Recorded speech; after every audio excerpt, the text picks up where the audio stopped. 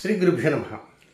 మకర రాశి జాతకులకి 2024 సెప్టెంబర్ 1వ తేదీ ఆదివారంతో ప్రారంభమై సెప్టెంబర్ 10వ తేదీ మంగళవారంతో అంతమయ్యేటువంటి ఈ నెల తొలి 10 రోజులలో ఫలితాలు, సూచనలు, సలహాలు క్లుప్తంగా 3 పాయింట్లు తెలియజేయబోతున్నాను. ఇక ఫలితాలు చెప్పబోయే ముందుగా ఒక చిన్న ముఖ్య గమనిక. అదేంటంటే ఈ మధ్యకాలంలో జ్యోతిషశాస్త్ర ముసుగులో అనేక రకమైనటువంటి మోసాలు జరుగుతున్నట్టుగా మనం వార్తలు వింటున్నాం. కొంతమందికి అయితే దీంట్లో ఏమాత్రం కించిత్ కూడా జ్ఞానం ఉండకపోయినా కూడా వారంతా మెహర్బానీకి పొందుతూ ఉంటారు. సరే, ఇలాంటివి సర్వసాధారణంగా జరుగుతుంటాయి. కానీ అలా కాకుండా మరికొన్ని కొత్త రకమైన మోసాలు కూడా వస్తున్నాయి. అందులో నిన్ననే నా దృష్టికి వచ్చింది. అదేమిటంటే మీకు తెలియజేస్తాను. నా వయసు ఇప్పుడు 65 సంవత్సరాలు. రాబోయే విశ్వావసనాంసం చైత్ర పౌర్ణమికి 66వ సంవత్సరం వస్తుంది. నేను ఈ ఫీల్డ్లోకి నా 20వ సంవత్సరం అడుగుపెట్టాను. అంటే 45 సంవత్సరాల అనుభవంతో నేను మాట్లాడుతున్నాను. నాకెవరూ శిష్యులు లేరు. నేను నా కుమార్తె చిరంజీవి నందినికి తప్ప ఎవ్వరికీ జ్యోతిష్య విద్య నేర్పలేదు. ఇంతవరకు నేర్పలేదు, ఎవరికి నేర్పలే. మా కుమార్తె భారతదేశ తొలి మహిళా పంచాంగకర్త, ద ఫస్ట్ లేడీ పంచాంగ రైటర్ ఇన్ ఇండియా. ఆ అమ్మాయి చక్కగా నేర్చుకుంది. ఆ తర్వాత ఆ అమ్మాయికి తొలి శిష్యురాలు నా శ్రీమతి. కనుక నేను పంచాంగ రైటర్ని, నా శ్రీమతి పంచాంగ రైటర్, నా రెండవ కుమార్తె పంచాంగ రైటర్. అంతకు తప్ప వేరే ఎవరు కూడా నాకు శిష్యులు లేరు. కానీ గత 7 సంవత్సరాల నుంచి కొంతమంది పురుషులు, కొంతమంది స్త్రీలు గార్గే సిద్ధాంతి గారికి ప్రియమైనటువంటి శిష్యులుగా ఇతరులను నమ్మించి వారిని ఏదో విధంగా మభ్యపెట్టి మసిపూసి మారడికాయ చేసి వారి లూప్ హోల్స్ తెలుసుకొని ఆ లూప్ హోల్స్ను జాతక రూపంలో వీరు అవతల వారికి తెలియజేసి మెహర్బాన్ని పొందుతూ, అయ్యో మీరు ఇలా ఎలా తెలియజేశారండి, మేము గార్గే సిద్ధాంతి గారి శిష్యులు అండి, వారు మాకు హైదరాబాద్ పై నేర్చుకున్నాం మేము అని ఆ విధంగా ఒక బిల్డప్ ఇచ్చి వారి దగ్గర నిదానంగా పైసలు గుంజటానికి ప్రయత్నం చేసి గుంజేశారు. అందులో ఒకరు బాధితుడు నాతో రాత్రి ఫోన్ చేయటం జరిగింది. విన్నా. సరే, మొత్తం మీద ఆ బాధితుడు, ఆ మోసం చేసినటువంటి వ్యక్తి ఎవరైతే ఉంటారో ఆ వ్యక్తిని పట్టుకున్నారట. ఏదో కొంత మాత్రమే రికవరీ అయిందో, రికవరీగా కాలేదనేదో చెప్పాడు. ఈ లోపల వర్షం వస్తుంది, నా పాటు నేను వచ్చేసాను అనుకోండి. ఎందుకు చెబుతున్నానంటే చెట్టు పేరు చెప్పుకొని కాయలు అమ్ముకునేటువంటి వాడు ఎక్కువైపోతాడు. కనుక ఇదొక వేద విద్య. ముందు ఈ విద్య నేర్చుకోవాలంటే ముఖాన గీత ఉండాలి. కేవలం విద్య నేర్చుకో ముఖాన గీతే కాదు, ఆ తల్లి యొక్క అనుగ్రహం కూడా ఉండాలి. ఎప్పుడైతే అలాంటి అనుగ్రహం కలుగుతుందో వారికి ఇది సాధ్యం. ఎంతో కష్ట నష్టాలు ఓర్చుకుని నేర్చుకున్న జ్యోతిష్య విద్యని నేను ఇంతవరకు నా డాక్టర్ తప్ప ఎవరికి చెప్పలేదు. కానీ నేను చెప్పినట్టుగా బిల్డప్లు ఇచ్చి మోసం చేసేవారు ఇప్పుడిప్పుడే బయలుదేరుతున్నారు. కనుక దయచేసి మీరెవరు మీ దృష్టికి వస్తే నమ్మకండి. ఇక అసలు విషయానికి వెళ్దాం. మకర రాశి జాతకులకి మొదటి పాయింట్, 1వ తేదీ రాత్రి 9:45 అంటే మార్నింగ్ ఉదయం 6 గంటల నుంచి రాత్రి 9:49 వరకు అద్భుతంగా ఉంటుంది. వివాహం కానటువంటి వారికి చక్కటి అనుకూలతలు, జీవిత భాగస్వామి దంపతులుగా ఉండేవారికి, వ్యాపార భాగస్వామిని, ఏదైనా ఒక చోట ఒక నిర్ణయం తీసుకోవాలంటే మీరు ఎవరినైనా ఒకరిని అడిగితే, ఆ ఫ్రెండ్ కావచ్చు, కో ఎంప్లాయీ కావచ్చు, కో స్టూడెంట్ కావచ్చు, పక్కింటి వాళ్ళు కావచ్చు, ఎవరైనా అడిగినా ఆ రోజంతా 1వ తేదీ అంతా కొంత అనుకూలంగా పరిస్థితులు ఉంటాయి. భార్యాభర్తల మధ్య అనురాగ మైత్రి పెరుగుతుంది. లివింగ్ రిలేషన్షిప్లో ఉండేవారు కూడా వారంతా హాయిగా తిరుగుతుంటారు. ప్రేమికులకి కొంత అనుకూల స్థితిగతులు ఉంటాయి. కనుక 1వ తేదీ గడిచిపోతుంది. ఇక 2వ తేదీ అంటే 1 రాత్రి 9:49 నుంచి 2వ పాయింట్ ప్రారంభమవుతుంది. ఎప్పటిదాకా ప్రారంభమవుతుందంటే అది 6వ తేదీ రాత్రి 10 గంటల 11 వరకు ఉంటుంది. 1వ తేదీ రాత్రి 9 గంటల 49 నిమిషాల నుంచి 6వ తేదీ రాత్రి 11 గంటల 1 నిమిషం వరకు ఉన్నటువంటి రెండవ పాయింట్ మాత్రం మొదటి పాయింట్కి పక్కా విరుద్ధంగా ఉంటుంది.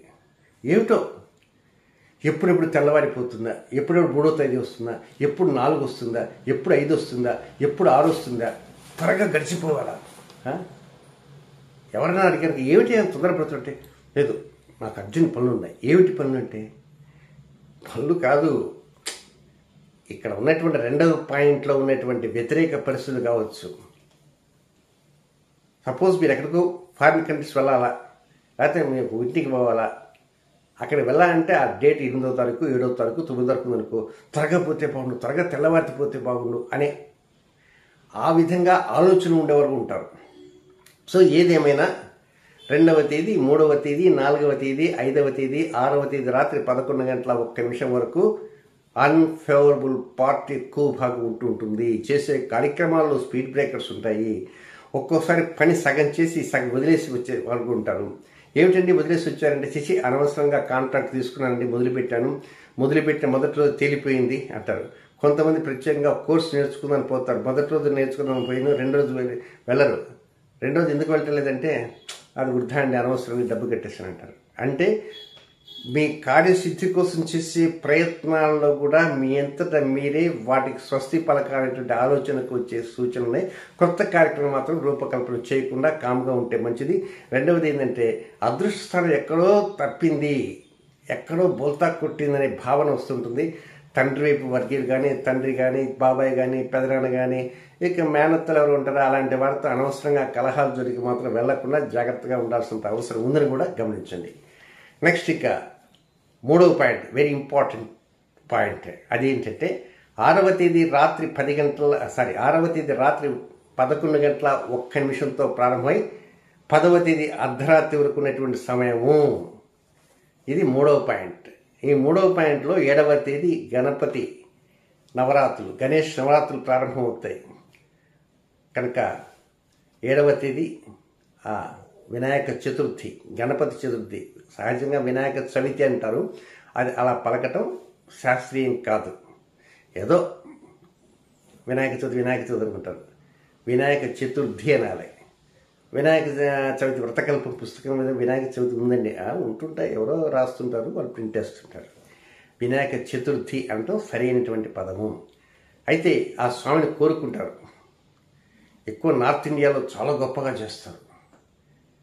నార్త్ ఇండియా కంటే ఇప్పుడు మన సౌత్ ఇండియాలో కూడా వీధికి 4 మండపాలు ప్రారంభం చేస్తారు. సరే, ఈ గణపతి నవరాత్రులు సరదాగా జరుపుకునేవారు ఉంటారు. కానీ ఏదేమైనా ఆ గణపతిని ప్రార్థన చేసేటప్పుడు మీకు కొన్ని కోరికలు అంటూ ఉంటాయి. ఆ కోరిక ఎన్నో కోరికలు ఉంటాయి. ఆ కోరికలో మొదటి కోరిక నేను చెప్పబోయేదే కోరుకోండి. చెప్పండి సిద్ధాంతి గారు, వెంటనే చెప్తా. ఈ వీడియో అంతా చివరిదాకా ఆలోచన చేయండి, నేను చెప్తా. కనుక ఈ మొత్తం 3వ పాయింట్లో మీ డెవలప్మెంట్ మెరుగుదలకి, మీ అస్తిత్వం కాపాడుకోవడానికి చేసే ప్రయత్నాలు కూడా అవి ఎక్కడా కూడా ఒమ్ముకో, డెవలప్మెంట్స్ వస్తాయి. లాభస్థానం పకడ్బందీగా ఉంటుంది. లైఫ్ అడ్మినిస్ట్రేషన్ అది చక్కగా ఉంటుంది. వృత్తి కావచ్చు, వ్యాపారం కావచ్చు, ఉద్యోగం కావచ్చు, మీరు చేసేటువంటి ఆలోచనలన్నీ కూడా ద్విగుణీకృతం అవుతుంటాయి. ఎదుటివారి యొక్క మన్ననను పొందుతుంటాయి.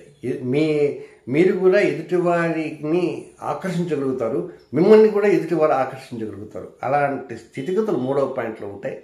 సో ఎందుకైనా కొంత ప్రశాంతంగా ఉంది కనుక ఆ స్వామిని కూడా ప్రార్థన చేద్దాం అనుకుంటారు.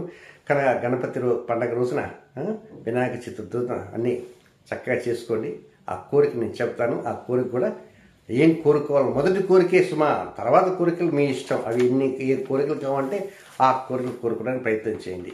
ఇంతకీ మకర రాశిలో జన్మించిన జాతకులకి కొన్ని వ్యతిరేక సమయాలంటూ ఉన్నాయి.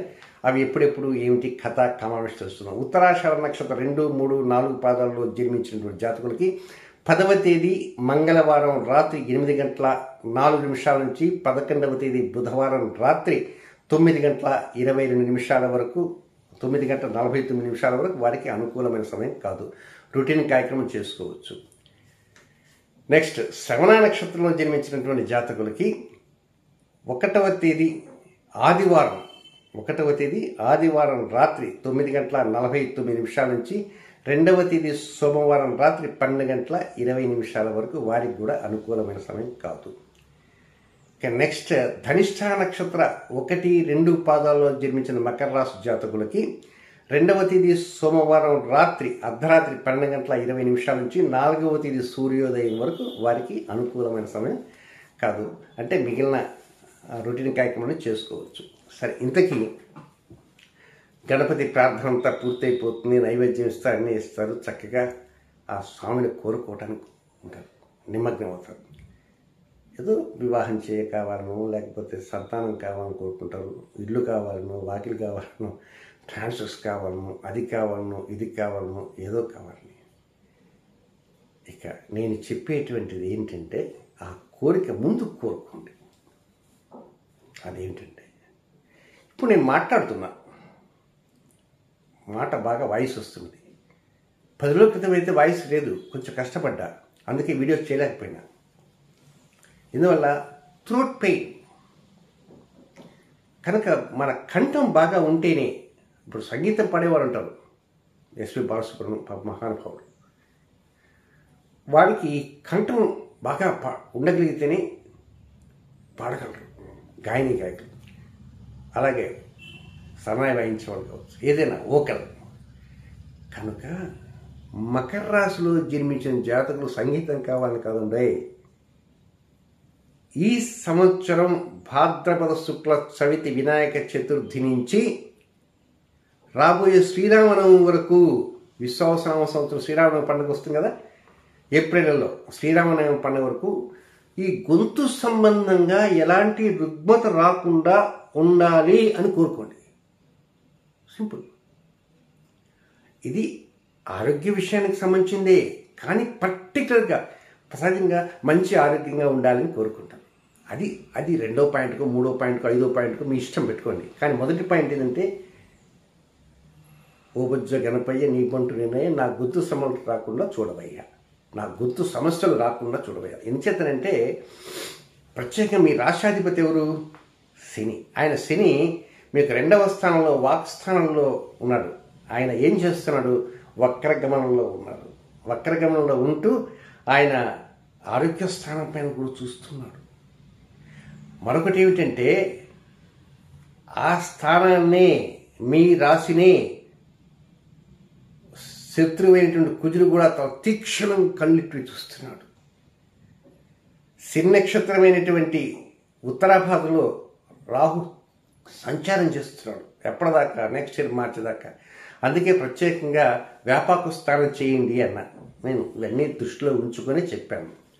కానీ ఇప్పుడు ఏంటంటే పర్వదినం వస్తుంది కనుక చక్కగా గణపతిని ప్రార్థన చేస్తూ, అయ్యా ఓ స్వామి మహాగణపతి, ఎలాంటి గొంతు సమస్యలు నాకు రాకుండా కాపాడు. అంతే, ఈ తేదీ నుంచి ఆ తేదీ దాకా నీకు అక్కర్లా, నాకు రాకుండా చూడు అంతే. ఆ తర్వాత ఇల్లు కావాలా, వాకిలి కావాలా, డబ్బు కావాలా, బంగారం కావాలా, వివాహం కావాలా, అబ్బాయికి ఉద్యోగం కావాలి, ఇవన్నీ సెకండ్. కంఠం బాగుండాలి, ఎదుటి వారితో మాట్లాడాలన్నా కంఠం బాగుండాలి. సరే, ఎవరైనా కొంతమంది కొంచెం మూగవారు ఉంటారు, వారైనా సరే ఎక్కడన్నా పెయిన్ లేకుండా, అది లేకుండా, ఇది లేకుండా భోజనం చేసినా ఒక్కోసారి పెయిన్ వచ్చిందనుకో మింగలేరు, గొంతంతా నొప్పి వస్తుంది, అమ్మ అమ్మ అంటుంటారు. కనుక ఈ కంఠ సంబంధమైనటువంటి ఎలాంటి రుగ్మత రాకుండా ఉండాలని కోరుకోవటానికి ప్రయత్నం చేయండి. దాని తర్వాతనే మీ ఇతర కోరికలు కోరుకోవడానికి ప్రయత్నించండి. శుభం.